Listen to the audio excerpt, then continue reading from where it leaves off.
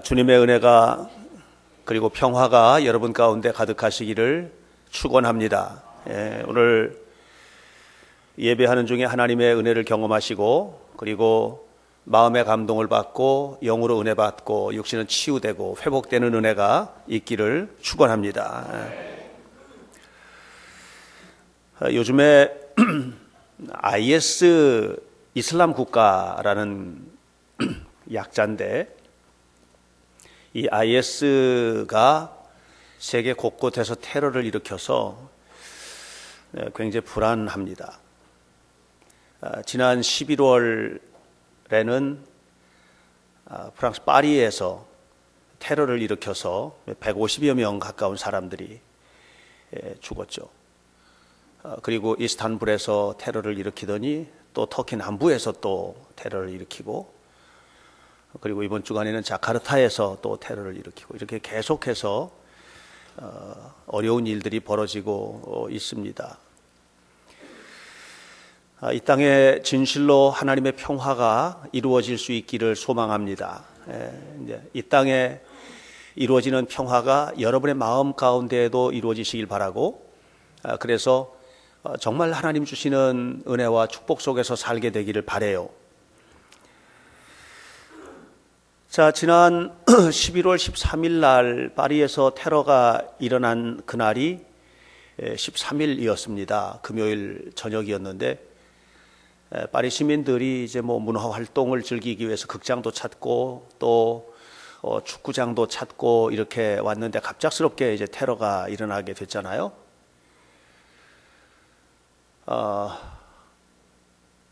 계획에 없던 일이 벌어진 겁니다. 그리고 수많은 사람이 죽었고 그 가족들은 하루아침에 큰 슬픔에 사로잡히게 되었습니다.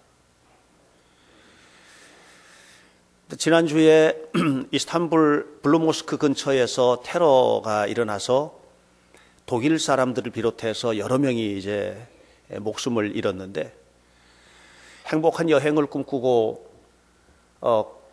중세로부터 이어지는 이 아름다운 도시 이스탄불을 관광하기 위해서 왔던 사람들이 계획에도 없던 테러를 당하고 그래서 비참하게 목숨을 잃게 된 것입니다. 우리가 인생을 살다 보면 내 생각하지 않았던 순간이 와요. 운명처럼 다가오는 거예요. 이것은 내가 계획했던 일이 아니고 내가 꿈꾸었던 상황이 아닌데 그런데 그런 일들이 우리에게 닥쳐와서 우리를 불행하게 하고 절망스럽게 하고 비참하게 만드는 이런 일들이 우리에게 있습니다. 저는 어려서부터 자라면서 우리 어머니로부터 6.25 전쟁에 관한 이야기를 참 많이 들었습니다.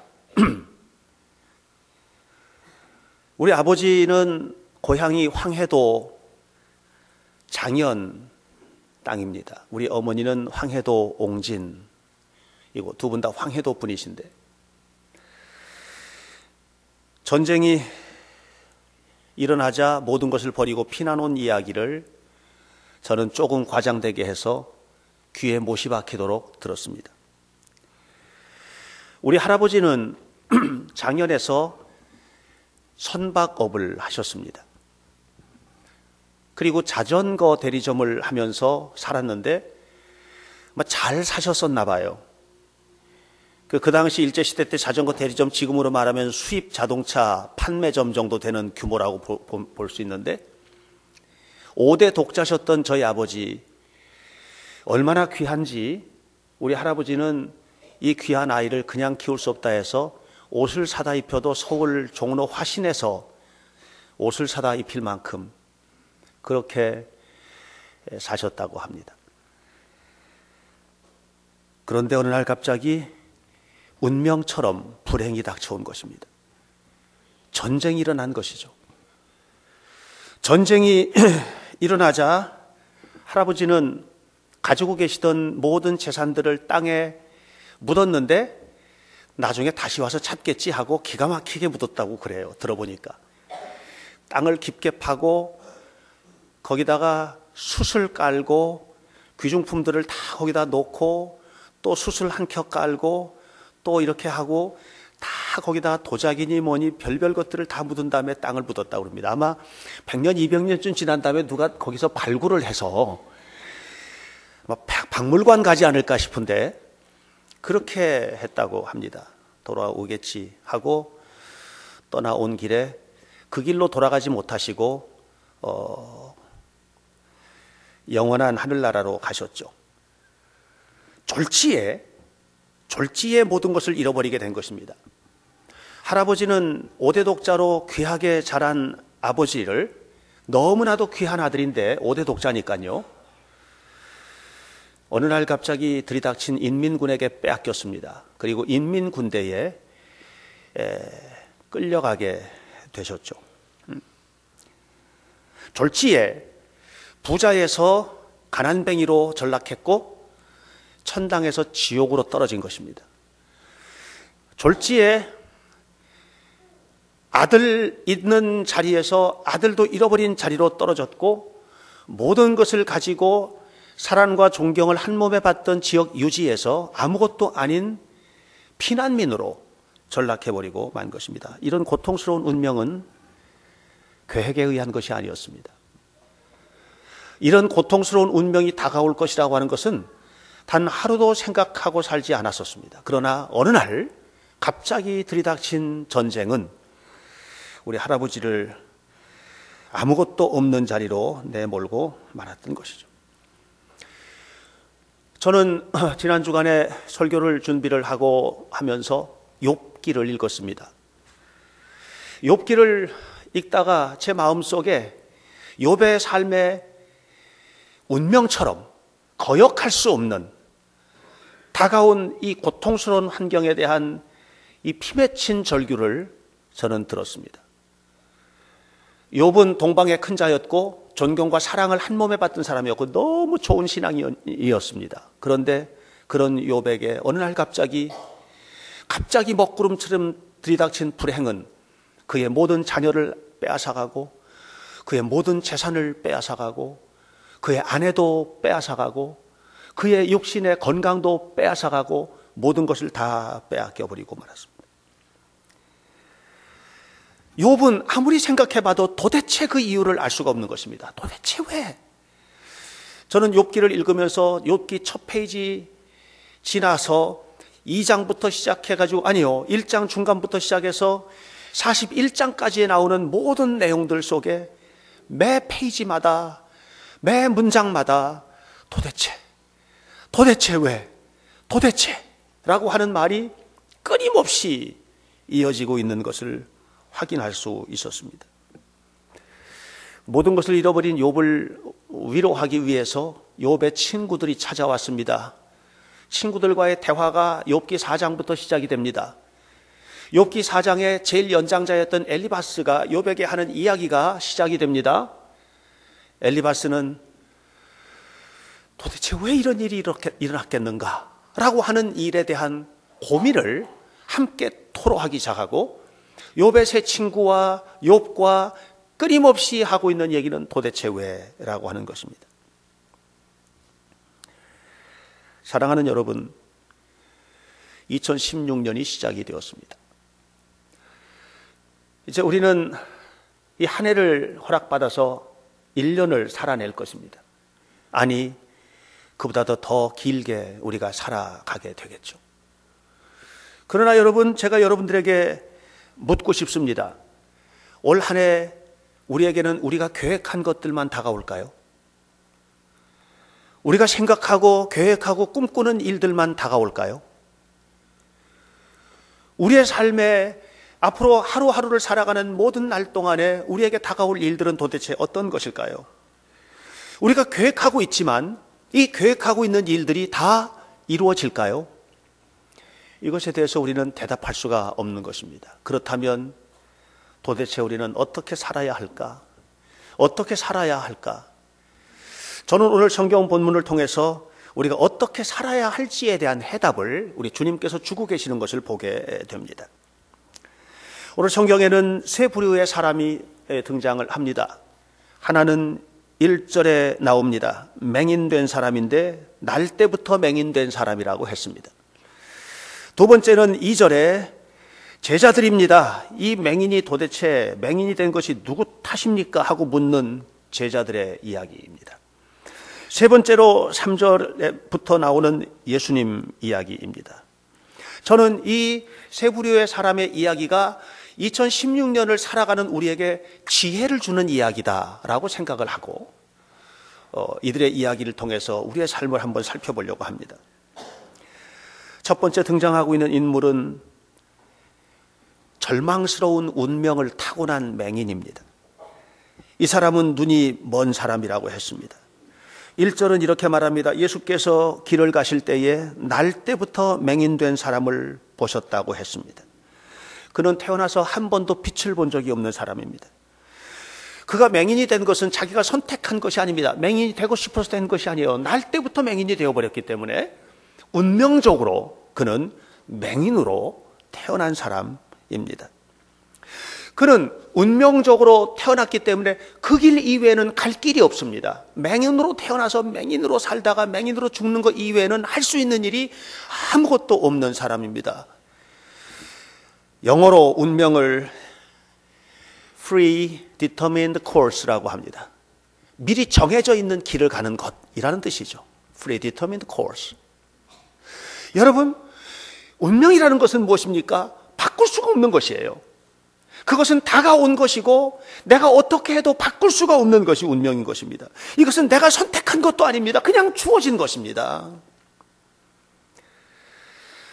여러분, 제가 묻습니다. 여러분이 원해서 대한민국 국민으로 태어나셨습니까? 여러분이 원해서 대한민국 국민으로 태어난 것이 아닙니다. 저는 남자로 태어났지만 내가 원해서 남자가 된 것도 아닙니다. 우리 부모님이 원해서 남자가 된 것도 아닙니다. 우리가 가지고 있는 모든 것들, 내가 생김새, 피부의 색깔, 키가 크고 작고, 또 우리의 체격 조건이 어떡하고, 이런 모든 것들이 내가 원해서 된 것이 아니고 그냥 주어진 것들이다라는 말입니다. 저는 계획하지도 않았는데 태어나 보니까 박씨더라고요. 밀양박씨로 태어났더라고요. 제가 귀종공파입니다. 뼈대 있는 집안이에요. 뼈대 없는 사람 다 없죠. 이게 다 뼈대 가지고 태어나셨죠. 이 모든 것들이 다 내가 원한 것이 아니고 그냥 주어진 것이었고 운명처럼 저는 그것을 짊어지고 살아야만 하는 것입니다. 우리 할아버지와 우리 아버지는 그들이 원해서 고향 땅을 떠난 게 아니었습니다. 우리 어머니는 일사후퇴 때 미군 군함을 타고 고향을 버리고 그 차가운 겨울바람을 가르고 떠나왔습니다. 군함을 타다 떨어져 죽은 사람들도 있고 그리고 그 고통스러운 일들이 있었지만 그 길을 따라서 내려온 것은 우리 어머니가 원해서 한 것이 아니었고 운명이었습니다. 피할 수 없이 주어진 것이었죠. 그래서 사람은 누구나 다 내가 선택한 것이 아닌 것을 짊어지고 살아야 될 때가 있어요. 내가 선택한 것이 아닌 것을 짊어지고 사는 거예요. 내가 선택한 것이 아닌 운명처럼 다가온 그것을 숙명으로 짊어지고 살아야 되는 그런 것들이 우리에게는 있다는 말이죠. 나면서부터 맹인이 된 사람이 그 사람입니다. 이것이 운명입니다. 우리 교회에 이번에 입시하는 아이 중에서 주리라고 있습니다. 이 아이는 피아노 영재입니다. 굉장히 피아노를 잘 치죠. 근데 이 아이는 항상 손가락이 작아서 이게 짧아서 피아노를 칠 때 건반도 다 잡히지가 않아서 이게 너무 고통스럽다고 하는 얘기를 했습니다. 그것은 그가 원해서가 아니고 운명처럼 주어진 것입니다. 우리는 모두 그런 요소들을 가지고 있다는 것이죠. 그런 면에서 오늘 성경에 나오는 맹인은 우리를 대표하는 인물이다. 이렇게 생각이 듭니다. 두 번째, 2절에 보니까 제자들이 등장합니다. 제자들이 묻습니다. 선생님, 이 사람이 눈먼 소경으로 태어난 것이 누구 죄 때문입니까? 자기 때문입니까? 아니면 부모 때문입니까? 누구의 잘못 때문입니까? 하고 이렇게 물었습니다. 도대체 왜? 라고 하는 원인을 찾아 헤매이는 제자들의 모습을 우리가 보게 됩니다. 원인 없는 결과가 어디 있겠느냐는 거죠. 뭔가 원인이 있으니까 결과가 온 거지, 원인 없는 결과가 어디 있겠느냐라고 하는 것입니다. 이것을 철학에서는 인과론이라고 합니다. 원인을 분석해서 결과를 찾아내는 것이죠. 인과론이라고 합니다. 욥기 4장 얘기했습니다만 욥기 4장에 나오는 엘리바스 비롯한 친구들이 끊임없이 욥에게 공격하는 내용이 뭐냐 하면, 네가 뭔가 잘못했으니까 하나님께서 그런 벌을 주신 거야. 네가 뭔가 잘못했기 때문이야. 그러니까 네가 뭘 잘못했는지를 찾아내. 그걸 찾아내서 회개해. 그러면 해결될 거야. 그러니까 도대체 그것이 무엇인지를 빨리 찾아내라고 하는 얘기를 끊임없이 질책하는 이야기가 나옵니다. 사랑하는 여러분, 우리가 살다가도 그런 질문 하잖아요. 도대체 왜 이렇게 나에게 이런 일이 벌어졌을까? 왜 이런 일이 나에게 올까? 왜 우리의 자녀들에게 그런 일이 올까? 왜 내 인생에 이런 일이 생길까? 그래서 어떨 때는 부모에게 탓을 돌리죠. 부모님 때문이라는 거죠. 부모님 탓이다. 내 부모 때문에, 부모에게 물려받은 게 이런 거야. 이렇게. 너 때문에 내가 이런 일을 이렇게 맞이하고 있어. 그렇죠? 결혼해서 살다 보면 늘 좋은 일만 있는 것 아니죠. 그런데 때로 너무 속상하면 당신의 무능함 때문에 내가 불행해졌어, 이렇게 말을 하고 갈라서고 헤어지고 하는 그런 일들도 비일비재한 것을 보게 됩니다. 만사에는 원인이 있고 그 원인에 대한 결과 때문에 우리가 이렇게 되었다 하는 것이죠. 그런데 이것은 뿌리 깊습니다. 굉장히 뿌리가 깊어요. 얼마나 뿌리가 깊으냐 하면 최초의 인류인 아담과 하와에게까지 거슬러 올라가야만 합니다. 아담과 하와가 선악을 알게 하는 나무 열매를 따먹었습니다. 그 열매를 따먹고 스스로가 죄지은 것을 알게 되고 하나님을 피하게 됩니다. 하나님이 부르시죠. 아담아, 네가 어디 있느냐? 하나님을 피하던 아담이 돌아서서 하나님 앞에 이렇게 얘기합니다. 하나님, 누가 달라고 했습니까? 달라고도 안 했는데 왜 여자를 만들어서 나에게 줘가지고 저 여자가 열매를 따다 준 거 그거 먹고 내가 이렇게 된 거 아닙니까? 하고 하와를 탓하기 시작합니다. 그 말을 받아서 하와가 또 말합니다. 저 뱀 때문입니다. 뱀 때문에. 저 뱀에게 내가 속아가지고 이렇게 된 거 아닙니까? 뱀 때문입니다. 이렇게 이야기를 했습니다. 인과론, 원인이 있으니까 결과가 있다라고 하는 이런 대화 속에는 아무도 책임질 사람이 없습니다. 거기에는 다 네 탓만 있습니다. 오늘 여러분 인생을 살아가면서 너무 네 탓하지 마세요. 그건 신앙적인 태도가 아니에요. 너무 부모 탓하지 마세요. 자식 탓도 하지 마세요. 세상이 어떠느니 세상 탓하지 마세요. 우리는 너무나도 네 탓이라고 하는 이 속에 갇혀서 살고 있어요. 여러분 보세요. 오늘날 이 땅에 있는 모든 갈등들이 전부 다 네 탓 속에서 나온 것이에요. 부부 갈등, 그 네 탓이죠. 여러분 보세요. 부부가 갈등이 일어나요. 어떻게 없을 수 있어요, 사람이 살면서? 그런데 그것이 내 잘못이에요 하면 갈등이 아니에요. 네 탓일 때 갈등이에요. 부모 탓일 때 부모와 자식 사이에 갈등이 생기고 자식 탓일 때 생기는 거예요. 지역 갈등 왜 생겨요? 지역 갈등? 자꾸만 네 탓 따지다 보니까는 지역 갈등 생기는 거예요. 노사 간의 갈등 생기잖아요. 노동자 사용자 사이에 갈등이 왜 생깁니까? 노동자는 사용자에게 회사를 경영하는 니네들 탓이야 하고 말하고, 사용자는 또 노동자들에게 너네들이 그렇게 하니까 그렇게 되는 거지 하고 탓하는 것 아니겠습니까? 끊임없이 갈등, 그 갈등, 모든 갈등의 뒤에 숨어있는 무서운 사탄의 소리는 무엇이냐면 네 탓이라고 하는 것입니다. 그러나 여러분, 이 네 탓을 따지는, 다시 말하면 원인과 결과만을 생각하는 이런 속에는 절대로 해결책이 없습니다. 거기에는 해결책이 없습니다. 올 한 해도 우리가 살아가는 동안에 무슨 일을 만났을 때 원인을 분석하는 일은 필요합니다. 반드시 필요합니다. 왜 이런 일이 벌어졌을까 하고 생각하는. 그러나 그것이 네 탓으로 가버리면 절대로 거기에는 하나님의 축복은 없습니다. 거기에는 문제 해결도 없습니다. 오히려 내 탓일 때 해결이 돼요. 내 탓일 때. 내 탓일 때는 해결이 돼요. 그런데 네 탓으로 가면 거기는 해결은 없습니다. 그 속에는요, 모두를 절망의 수렁으로 몰아넣는 불행만 있을 뿐이라는 것을 기억하시기를 바랍니다. 오늘 성경에는 세 번째 예수님께서 등장을 하십니다. 3절에서 예수님께서 이 맹인으로 태어난 사람 앞에 서셨습니다. 운명을 짊어지고 사는 사람. 나는 맹인으로 태어났으니까 맹인으로 살다가 맹인으로 죽을 수밖에 없다는 이 숙명론자, 운명을 짊어지고 사는 사람 앞에 서신 것입니다. 또 동시에 예수님은 제자들과 대면하셨습니다. 도대체 누구 탓인가 하고 눈에 불을 켜고 누구 탓을 찾기 위해서 방황하고 있는 이 제자들 앞에 서셨습니다. 그리고 이렇게 말했습니다. 이 사람이나 그 부모의 죄 때문이 아니다 그랬습니다. 이 사람의 운명은 그냥 그 운명을 짊어지고 살아갈 것이 아니다. 또 이 사람이나 이 부모가 뭔가 잘못해서 그 잘못에 대한 결과로 온 것이 아니다라고 얘기를 했습니다. 그러면서 계속해서 말하시기를 그에게서, 이 맹인에게서 하나님의 위대한 일을 나타내시기 위해서 이것이 주어진 것이다. 운명으로 온 것이 아니다.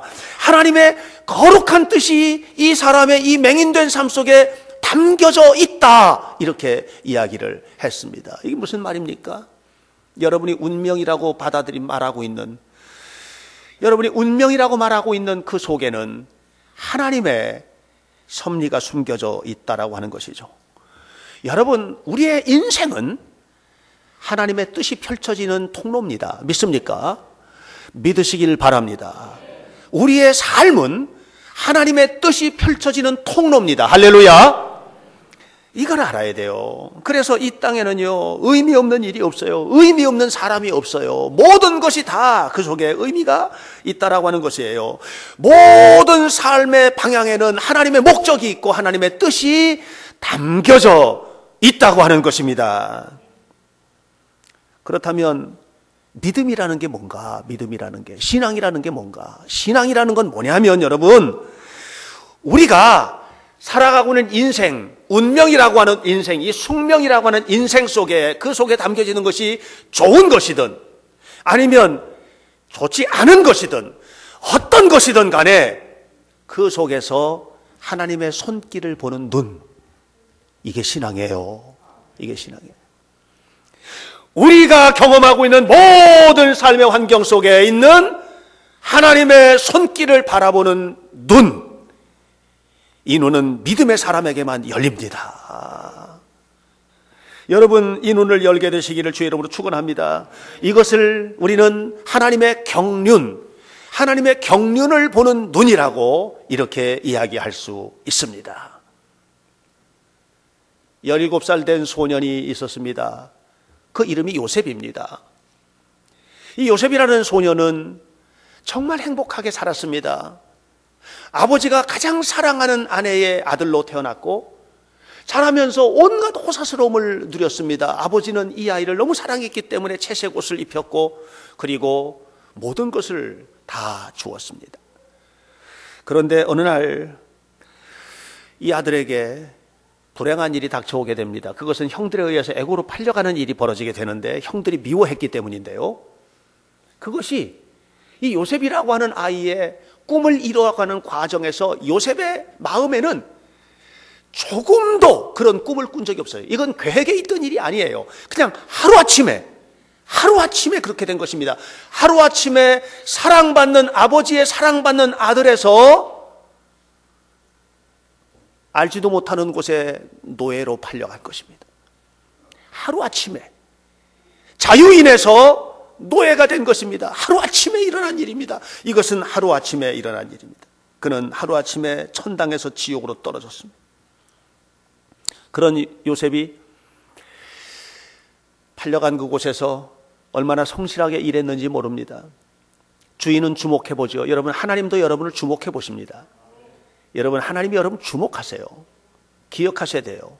바르게 신앙생활 하시길 바랍니다. 신앙생활 하는 척해서는 안 돼요. 하나님께서 주목해 보세요. 그 주인이 요셉을 주목해 봤어요. 요셉만 봤겠어요? 다 봤지요. 그런데 눈에 띈 거예요. 그래서 요셉은 결국 그 가정의 총무가 되었습니다. 애굽의 군대, 병권을 쥐고 있는 군대 장관의 집에 모든 것을 관할하는 최고가 된 것입니다. 다시 말하면 이집트의 2인자의 집에 최고가 된 것입니다. 그런데 그가 억울한 누명의 연루가 되면서 보디발의 아내, 자기 주인의 아내에 의해서 누명을 뒤집어 쓰게 되고 그래서 감옥에 갇히게 되었습니다. 이것이 하루아침에 순식간에 일어난 일입니다. 그의 인생에 계획에 없던 일이에요. 이것이 운명처럼 그에게 다가왔습니다. 그런데 요셉은 여러분 창세기를 읽어보면 창세기 속에서 아주 신기한 것을 발견하게 됩니다. 한 번도 너 때문에라는 말을 하지 않아요. 요셉은 이런 모든 일들이 그에게 닥쳐오는데 한 번도 누구 탓을 하지 않아요. 형들 때문에라는 말은 단 한 군데도 찾아볼 수 없어요. 보디발의 아내 때문에라는 말도 찾아볼 수 없어요. 아니 내가 어떤 사람인 줄 보디발 당신은 알 텐데 당신이 그럴 수 있습니까? 하고 자기 주인을 탓하지도 않아요. 아무도 탓하지 않아요. 누구에겐가도 책임을 떠넘기지 않아요. 요셉은 그 모든 것 속에서 하나님의 손길, 하나님의 경륜을 보고 있는 것입니다. 다시 바꿔 말하면 이 모든 것을 하나님의 인도하심으로 해석하는 거예요. 여러분 인생을 잘 사는 사람은 해석을 잘해요. 해석이 능력이야. 해석이 능력. 그랬기 때문에 나중에 요셉이 이집트의 총리가 되고 총리가 된 다음에 그의 형들이 그를 찾아왔을 때 형들에게 한 말이 무엇입니까?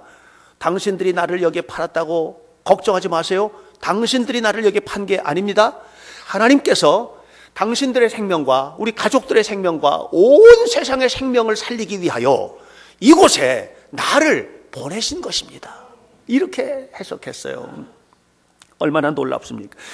하나님의 인도하심에 대한 눈, 하나님의 경륜에 대한 안목이 떠지지 않았더라면 그러면 어떻게 됐을까요? 요셉은 날마다 불평과 불만 속에 살았겠죠. 날마다 누군가를 탓하며 살았겠죠.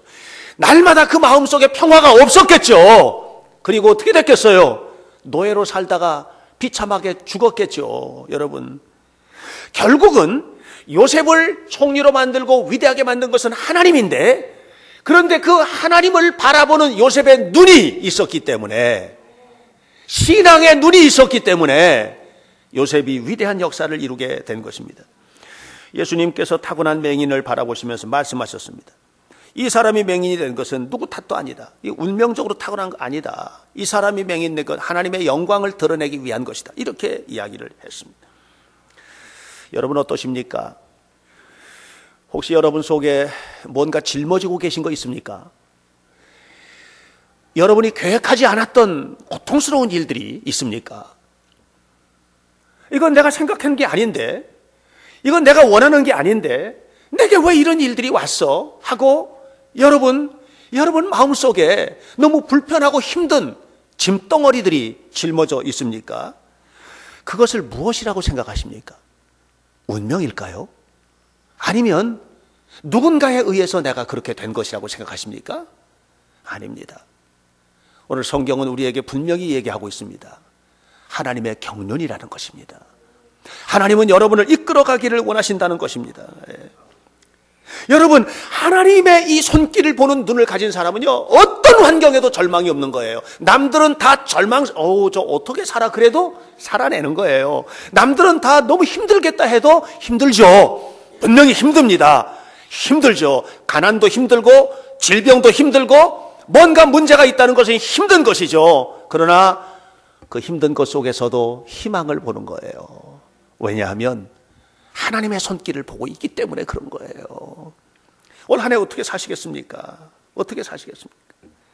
오늘 이 사람이 여러분 보세요. 이 맹인에서 눈 뜬 사람이 요한복음 9장 33절을 보면 놀라운 고백을 합니다.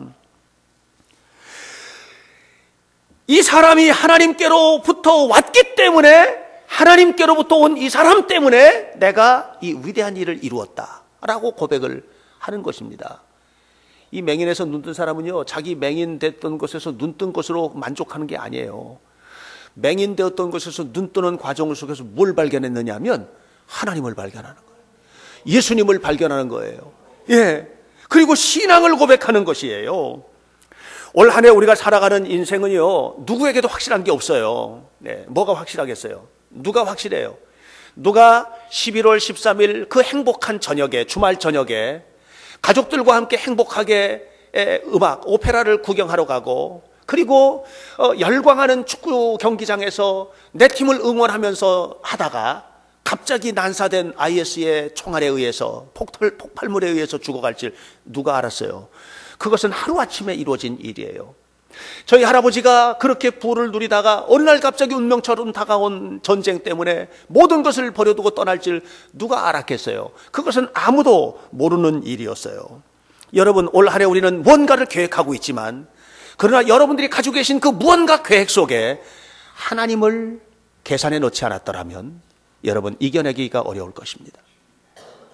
우리 하나님께서 우리를 인도해 가신다는 분명한 믿음을 가지시길 바랍니다. 그러면 어떤 것이 다가오든 간에 이것을 운명으로 받지 아니하고 하나님의 손길, 즉 하나님의 경륜으로 이해하면서 하나님께서 주신 은혜로 이기는 거예요. 그렇지 않으면 우리는 아주 사소한 것, 아주 작은 것, 아주 보잘것없는 것에도 속절없이 무너지고 속절없이 넘어지고, 그래서 우리는 아무것도 아닌 사람이 되고 행복과는 관계가 없는 인생을 살아갈 수밖에 없게 되는 것입니다. 사랑하는 성도 여러분, 2016년이 폭풍처럼 지나갈 것입니다.